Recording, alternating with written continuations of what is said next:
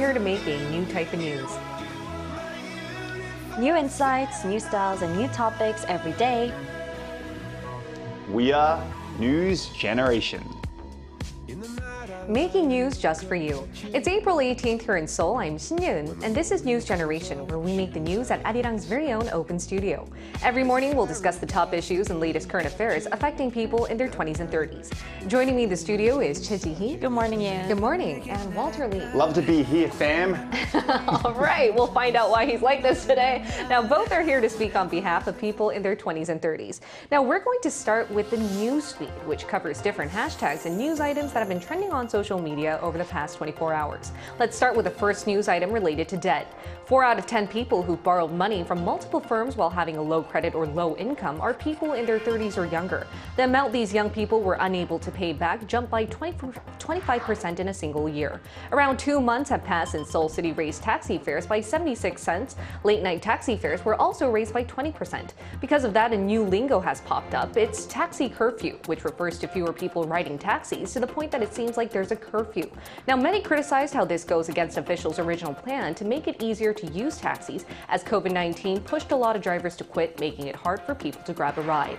Our last news item has to do with a trending open chat room on Kakao Talk, the most widely used messenger app in Korea. Now, this open chat room is called Beggar Room. Anyone who joins the conversation has to share how much money they spent that day. Then other users would scold them or criticize them for wasting money or using more than they can afford because they are, as the open chat room name suggests, beggars. Now, we're going to talk a bit more about the third news item. This Beggar Room open chat room has quickly picked up steam among millennials and Gen Z. Now, one part of the conversation that caught my attention was when one person said she spent a few cents on buying water, and another user immediately scolded her, saying that she was wasting money because she could have waited to find a public water fountain or drink free water at her company. Now, there were so many other comments that I wanted to mention, but Walter, why don't you introduce a few of them? Well, when I first saw this, I thought this was kind of like a bullying situation. Really? Because, like, you know, some people, they can't afford water, or they can't afford certain things. But I realized it was not that, luckily. I did see a funny one, though, when someone was using an emoticon, or the emoji, or whatever you want to call it, the little pictures that go trending all over Kakao Talk. And a replier said that, why did you spend your money on that? I could just draw the same thing. And they drew the emoticon and they said, I did this under 30 seconds. Why did you buy it? I mean, even to the point where they want to buy those cheap emoticons, people were like saying, don't buy them. So every single time you want to send an emoji, you would have to draw one, take a picture. Yeah. I mean, that's a great way to save some money. But there have been some similar trends before in the past. There was the so-called zero spending challenge from last year, when people would share pictures or screenshots of their receipts or bank accounts to show that they used no money at all for a whole week. And experts said this trend shows young people's comfort level about talking with strangers on social media. Some also pointed out how the younger generation seems to be polarized into two groups, one that flexes with luxurious goods, and the other that seems to call themselves beggars and tries to avoid spending money as a whole. So Chi-hee, before I ask you a more question, which group do you fall under? I would fall under the beggar group because I try to save money a lot. Me too. Then that leads me to the next one. Would you like to try going into this beggar room? Oh, yes, I would. I mean, although these emoticons that Walter was talking about, they're only about $1 US dollars, about 1,800 or 2,000 Korean won, right? Yeah, because I've actually bought them before, and I've made people buy them for me before too. But anyway, I would like to join one of these chat rooms because just to motivate myself to stay frugal. I mean, inflation has been ongoing. Definitely. We want to save money on the things that we can save money on. Right. Is that why you're asking people to buy it for you? Oh, yes, if they can. If they want to buy it for me, well, I'm always open. And I also want to try joining some other groups as well that can help me stay motivated. And recently I've joined this squat challenge room. Are you talking about squat challenge? Yes, it's our little group chat. Right, we have a group chat where we do 50 squats a day, right? Yes, and I've done my first one last night. Yes, you did. And it's gonna help me stay motivated to exercise, I'm sure, because I have other people who are joining me and are pushing me to do the things that I have to do every day. And for our viewers who don't know about this group chat, it's actually me, Chi-hee, Walter, and Nell Song, also one of the panelists here on News Generation. Yes. But Chi-hee, you mentioned a funny point right there, because these group chats, social media usage is so comfortable for us that we motivate each other online. Exactly. And that was our news feed for this Tuesday, changing gears to today's discussion topic. Now, one stereotype the older generation has towards the new gen is that young people can't have a conversation without using slang or emojis. Another presumption is that young people don't know when to use the right punctuation in the right place or add periods at the end of every sentence. Now, do you agree? Take a look at the screen to see how much you can relate. Having grown up with a phone and online messenger most of their lives, young millennials and Gen Z are changing up communication and language as a whole. They tend to send short, concise messages along with visual elements like memes and emojis. A few letters can convey 1,000 emotions. A specific emoji can change their tone. This is causing a lot of confusion at the workplace where people of different generations coexist, which is also why some people in the older generations could presume that the younger generation doesn't know how to speak formally, read cursive, or understand hard words. In Korea, the biggest presumption towards young people is that they don't know Hanja, or Chinese characters. Knowing how to read Hanja is considered a sign of intelligence and is necessary for studying history in depth, as most old Korean documents were written in these Chinese characters. Today, NewsGen looks at 3 questions. 1. Is it true that the younger generation don't know how to speak formally and use appropriate grammar, punctuation, or read classic literature? 2. How has this widened generation gaps? 3. How can we better understand the evolving language led by young people? So today we're going to be talking about how millennials and Gen Z have created a new type of language. In other words, how communication has evolved to the point where it seems to have widened generation gaps. Now, some of the older generation have been viewing this issue in a very relatively negative light, accusing the new gen of not being able to read or write properly. So tell us more about this accusation, Jihi. Right, well, this has been an ongoing issue for many, many years. As the younger generation, we grew up using digital devices.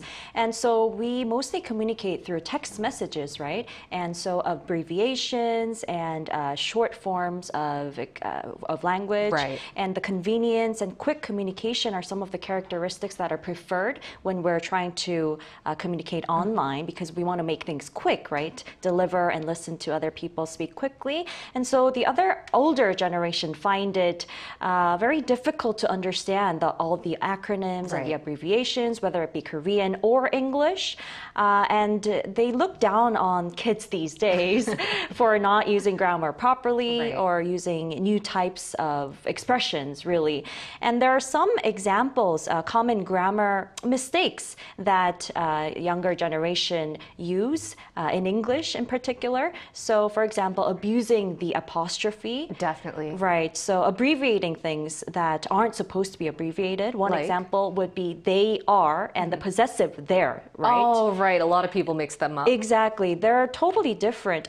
There we have one example. I've done that many times.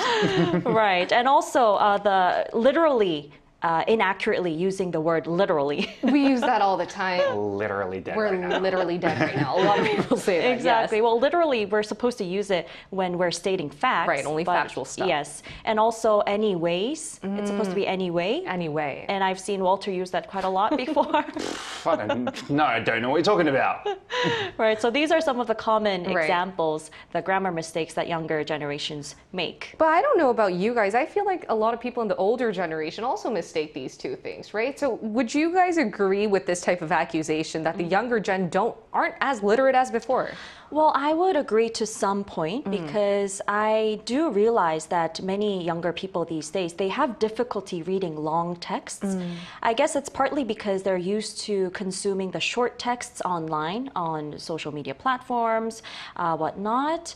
So they really have difficulty concentrating on understanding and actually reading these longer texts. So their level of literacy seem to be lower, but I don't think the abbreviations and the acronyms they use are like incorrect use of language. It's just language evolving and changing, really. But I do think that the gap between the difference of how the younger generation and the older generation use these different expressions must be narrowed down. And the reason why these accusations fired up here in Korea was the use of Hanja, like Chinese characters, as we saw in the video just before. Exactly. There's controversy related to that, right? Exactly. exactly. Many older generation, they're used to these characters, Chinese characters we call hanja, and they grew up learning them from textbooks and stuff. But the younger generation, they don't really learn them. I mean, although I'm part of the younger generation, a millennial, I grew up memorizing some of these characters, but I don't remember most of them. But they're often found in newspapers and like historical texts.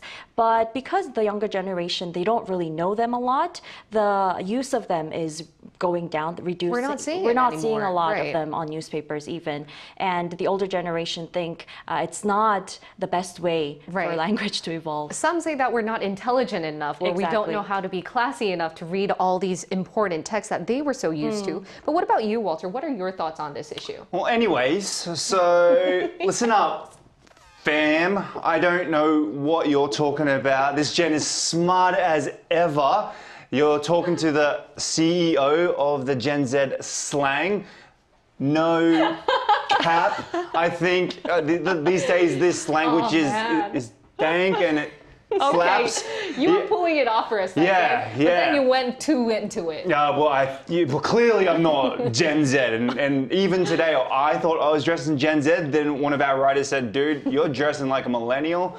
So I have no idea. But this is not sort of the first time I think this sort of occurrence has happened, to be honest with you. As we mentioned before, like text messaging, MSN, I remember when that was really popular, a lot of the older generation in those days would say, we're ruining language. You know what I mean? We use the words like later, L with the number 8, R, or see ya, CYA, or TTYL, talk to you later, or whatever. We get blamed for that. So I think it's now our generation looking at the younger generation going, man, what are you talking about? It slaps. I mean, that's not, I don't know what that means, by the way. I had to Google it. But yeah, it's getting a lot difficult these days to learn languages, I think. So even for you as a millennial, though you're considered a young, new gen, it's hard for you to relate with the younger gen. As you could just see there. And this isn't just limited to Korea, as Walter mentioned. It seems to be happening globally. So let's find out from an expert what the exact reasons are for many millennials and Gen Z being accused of not being able to read or write properly.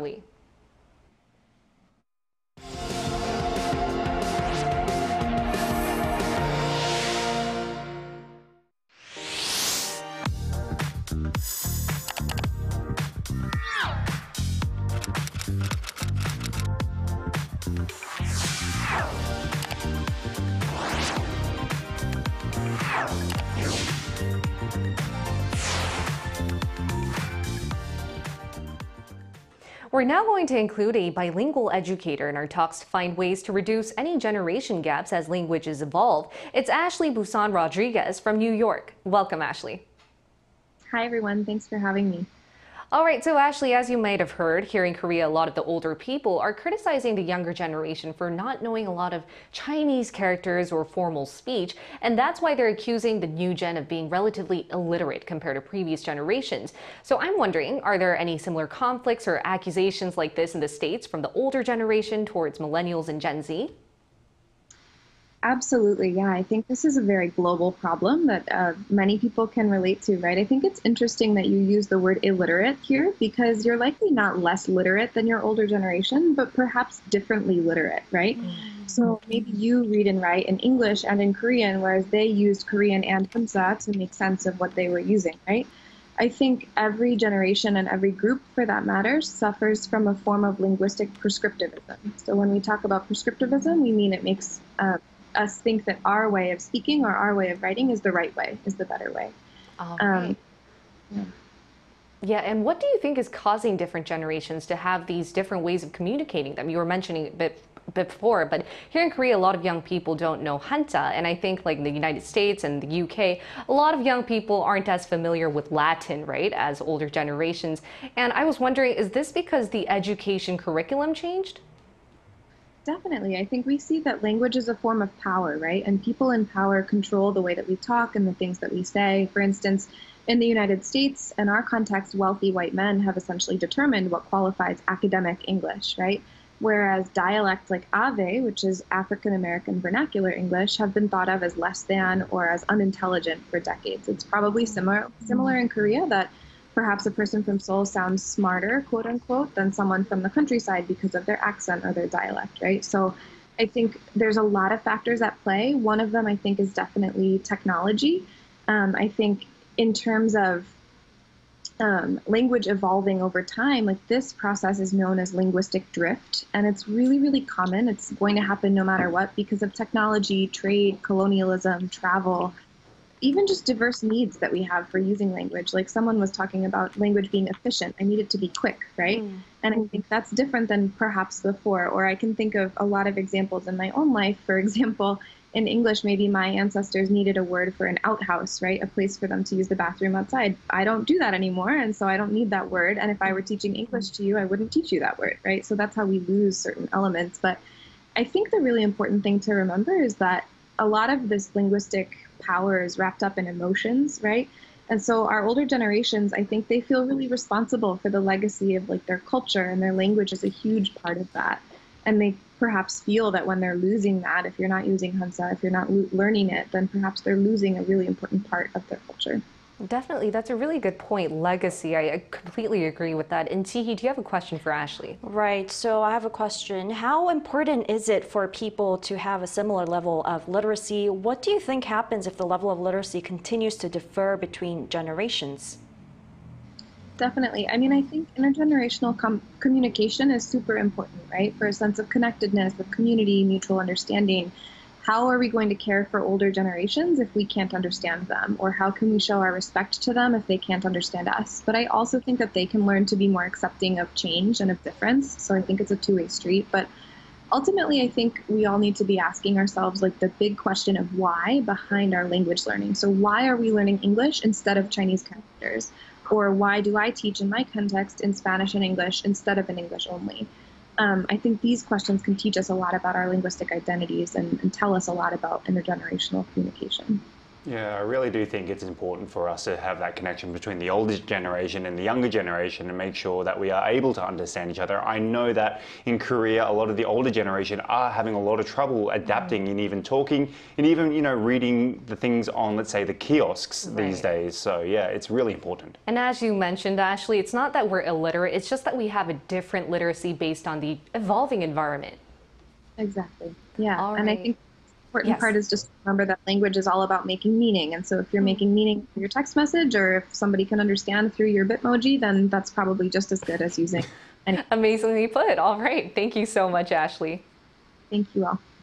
Thank you. All right, so Tihi and Walter, I think you guys could agree with what Ashley was saying there because you guys both have experience teaching English and Korean here in Korea. So Walter, why don't you first start? Do you agree with Ashley about how the level of literacy differs per student? And did it ever cause a problem for you? Well, when I was teaching from the youngest of ages, from 3 to 4 years old up until 90 years old, right?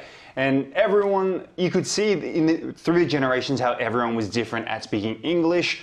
Obviously, the older generation struggled more because the education system wasn't as good at that time.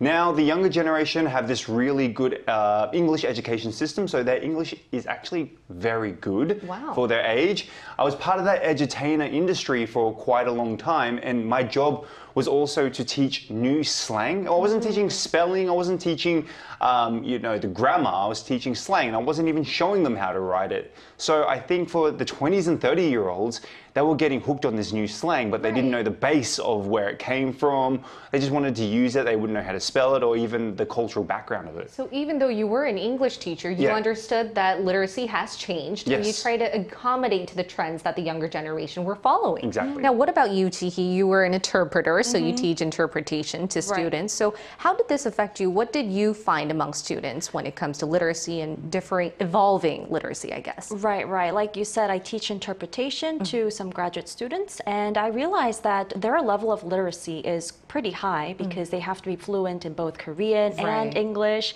So I didn't really find them using a lot of abbreviations or acronyms while they interpret because they're supposed to be quite formal with their language. But what I found was quite difficult to interpret was the abbreviations themselves, the different acronyms that we use in Korean. Because they have the cultural context behind them, it's really difficult to translate or interpret them into English. And that was the point students found most confusing and hard to do as well. even though they're the younger generation. Right. So you two, like Walter, did you have to tweak your education curriculum to sort of match the changing language right now we're seeing? Oh yes, I did. That's quite interesting, but I do think the core of the issue today is that the older generation still find that we need to learn formal language, like proper English or Korean or whatever language. So what do you guys think are ways to raise literacy rates? Well, I would think reading is the most important thing that we should do to raise the overall level of literacy.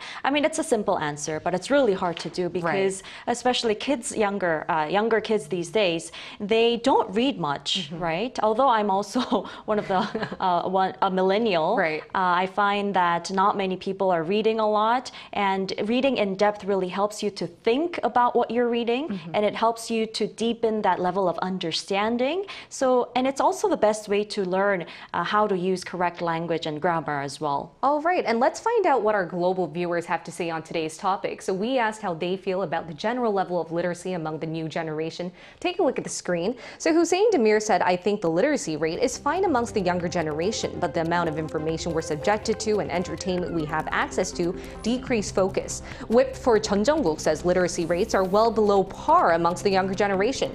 Robin Whitten says when it comes to social media and other online platforms, I would hazard to say the younger generation has a considerable amount of literacy, but when it comes to traditional literacy or school-type literacy, I would say it's lacking.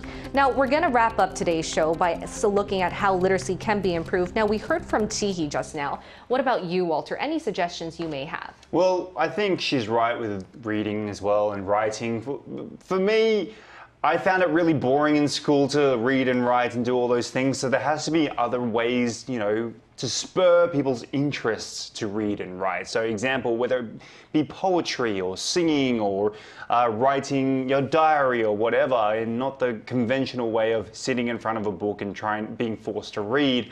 I think there are many different ways that we can improve it. There's just not one way, in my opinion. Right. And T, anything you'd like to add on? Just very simply, I think public campaigns can help too, like digital ads. We can share information on the correct use of grammar so that people can look at them on subways and in public places. Yeah, so campaigns. Right, raising awareness on a private and public matter, I agree as well. And I think we found out today that it's not necessarily the younger generation being illiterate or nonchalant about sticking to traditional or formal linguistic styles. Instead, we've just seen rapid changes to our language. And as Chi-hee and Walter mentioned, it's all about better understanding our differences so that we can accept each other and prevent conflicts. And we'll be here every day from 9:30 a.m. to 10 a.m. Korea time, bringing you topics young people are talking about. Special thanks to Chi-hee. Always a pleasure. And Walter Lee. Always lovely to be here. All right, and thank you everyone for watching. We'll see you tomorrow. We are News Generation.